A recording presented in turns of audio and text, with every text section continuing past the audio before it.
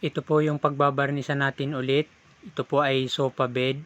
Kung titingnan nyo po ay sobrang napakapangit niya na kasi nang inaplayan po yan ng wood bleach number 1. Yung wood bleach po ay pag nababasa po ang kahoy na iba-iba po yung kulay. Kaya ganyan po yung itsura niya. Kumbaga nailabas niya na po yung mga dumi o mga alikabok sa loob. Yan po yung wood bleach, yung kulay green ang takip, yan po yung number 1. Tapos yung kulay purple po yung takip, yan po yung number 2. May binidyo po kasi ako niyan kung paano ko ginamit. Hindi ko po na alam kung na-save ba o hanap ko po ngayon na nag-i-edit ako, hindi ko nakita. So ang gagawin po natin dyan ay i-apply natin yung number 2. So ang gagawin po dyan, lilihain ulit, tsaka a-apply ng lilihain.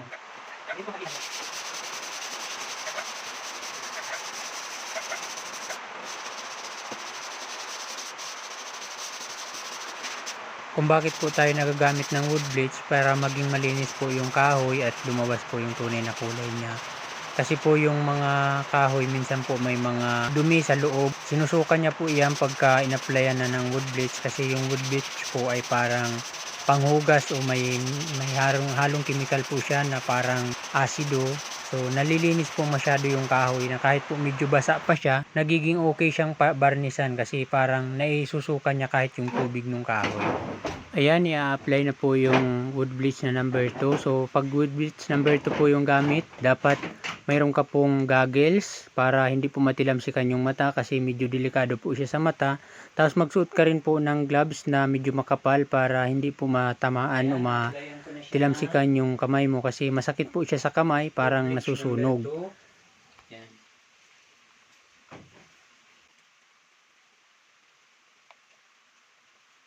Katapang din po ang amoy nito. Pag nag-a-apply po tayo ng wood bleach, smooth lang po yung brush. Baka po gayahin nyo yan. Hindi po yan yung totoong video nyan. Pinabilis ko lang po yung galaw para hindi ka po mainip sa yung panonood. Kung napapansin nyo po, pumupula na yung bawat pahidang ko ng wood bleach ng number 2 kasi yan po yung parang katas ng kahoy na ilalabas niya na. Yan po yung lumalabas pagka nababasa kaya nag-iiba-iba yung kulay. Kaya nang pinunasan po ng wood bleach, yan po nilalabas niya na lahat. Hindi lang po kita dito sa camera na kumukulo po siya. Actually po ang sakit sa ilong ng amoy niyan kasi parang may amoy po siyang asido kaya lumalanghap-langhap po dapat ng sariwang hangin. Kasi pagka nag-face mask ka naman po at naghinga ka, pag naabuo sa face mask yung amoy, so ang hirap din naman huminga, parang naamoy mo na rin kasi naandun na sa loob, nakaipon na yung amoy na nasisinghot mo. Pagkatapos po nyan, pagkatuyo, lilinisin or lilihahin at a-applyan din po ng sealer. At saka diretso na po yan din top coat. Yun na po yung last coating niya, yung top coat. Tapusin mo lang po yung video para masundan mo po yung mga sunod-sunod na dapat gawin pag varnish.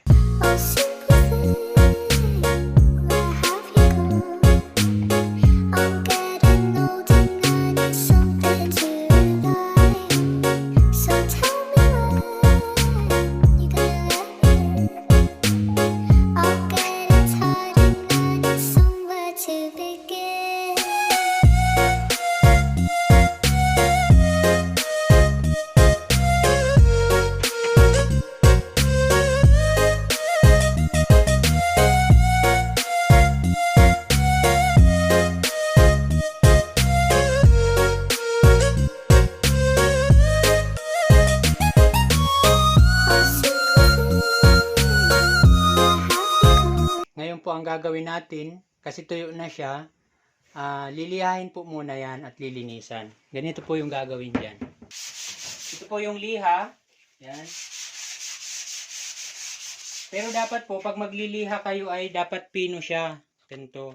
Ang number po nito ay number 150. Ayan, ayan po yung number niya. Ayan. Dapat number 150. So ito po yung gagamitin nyo dito pagkatapos yung wood bleach. Ayan, lilihain nyo lang. Kasi yung mga galing sa loob ng kahoy na inilabas niya, so dapat matanggal nyo na siya bago applyan ng sealer.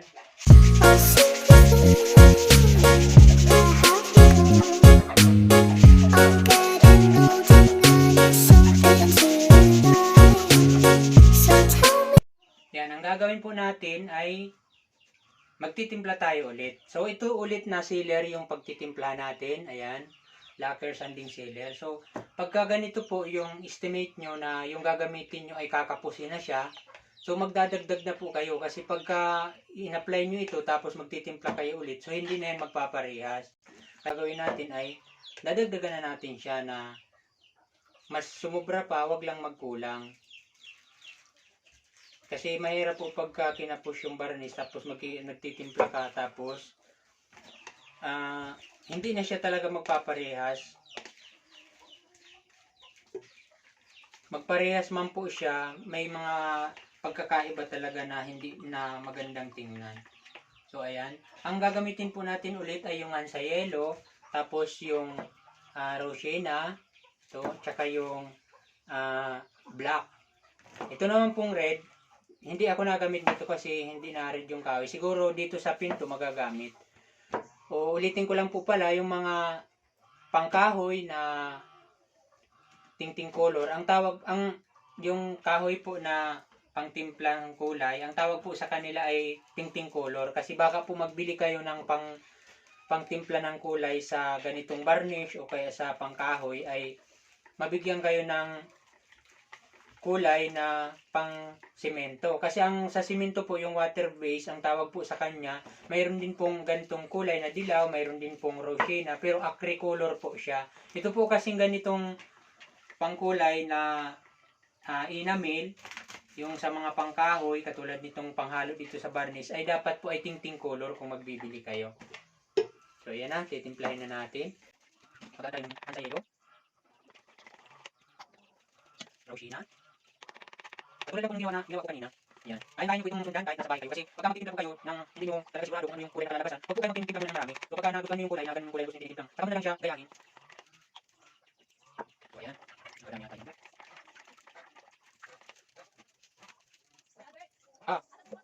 hindi ko alam.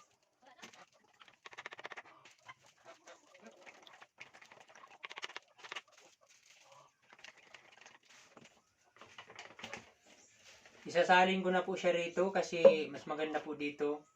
Mas secured kasi hindi siya matatapon tsaka may takip. So ito na po yung gagamitin ko. Yan.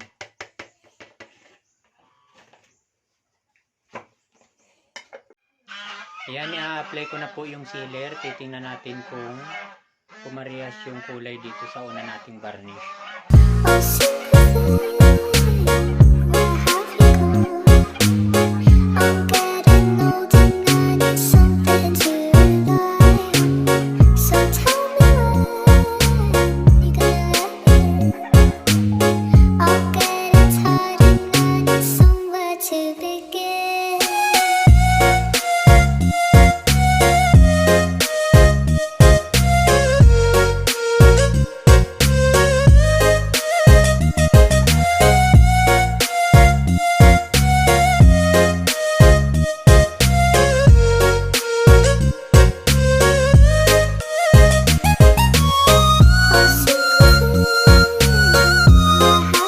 Ayan, tapos na po. Itataas ko na rin yung sa kabilang gilid para ma-varnishan ko na din sa likod.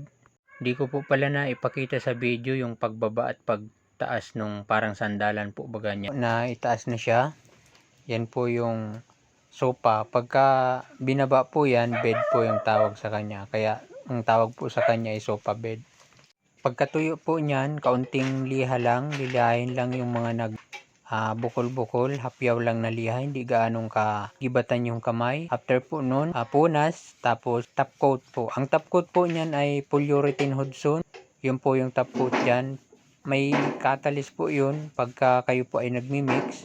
50-50 po yung mix niya. Hindi ko na po kasi na-videohan ngayon. At di bali po, babawi po ako sa sunod kasi mayroon pa naman pong pinto. Hindi ko po kasi alam kung napasaan yung kuha kong video dyan. Baka po nakasama doon sa pagka-format ng cellphone ko. Bawi na lang po ako sa sunod. Basta sundan mo na lang po yung mga sinasabi ko. Pakinggan mo po kung ano yung sinasabi ko. Importante po yun.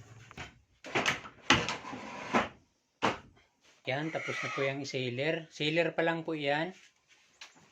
Yan. Ito po, magkahawig sila ng kulay.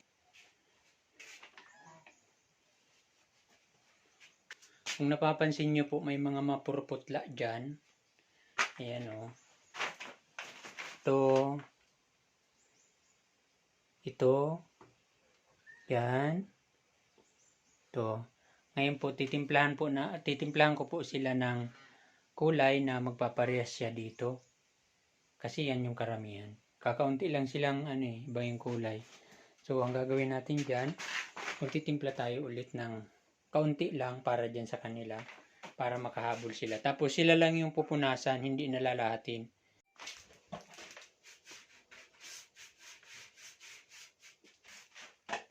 Yan, ubos na. So ayan na po, kung napapansin nyo ay parehas na po yung kulay nila. Top coat na po yung pinupunas na yan, hindi na po yan seller. Top coat na po siya. Yan na po yung last coating. So doble na lang po niyan, mga 2 to 3 times pong ulit para okay na po yung varnish niya. Mayroon pa po akong isang pinto na babarnisan. Kung hindi mo pa po masyadong natutunan yung pagproseso ng pagbarnish, kung po yung last kong babarnisan na pinto, kasi dito ko po ibibigay lahat ng best ko para may matutunan kayo sa akin, at willing po ako na tulungan kayo kung ano po yung gusto nyong malaman at matutunan. Yan po yung pagbabarnisan ko, halos puti na po siya, pero dyan ko po papakita sa iyo kung paano ko hahabulin yung kulay na yan na pinagbabarnisan. Tingnan nyo po yung difference pag tatabihin natin. Varnish po yung gagawin ko dyan, hindi po pintura, pero dapat po magpara-pareha siya para maganda pong tingnan pagka pumasok po sa bahay. Ngayon po pagka varnish ko po niyan, papakita ko po sa inyo lahat kung parehas ba talaga o hindi. So yan lamang po, maraming salamat po sa iyong panonood. Thank you po, more power po, God bless.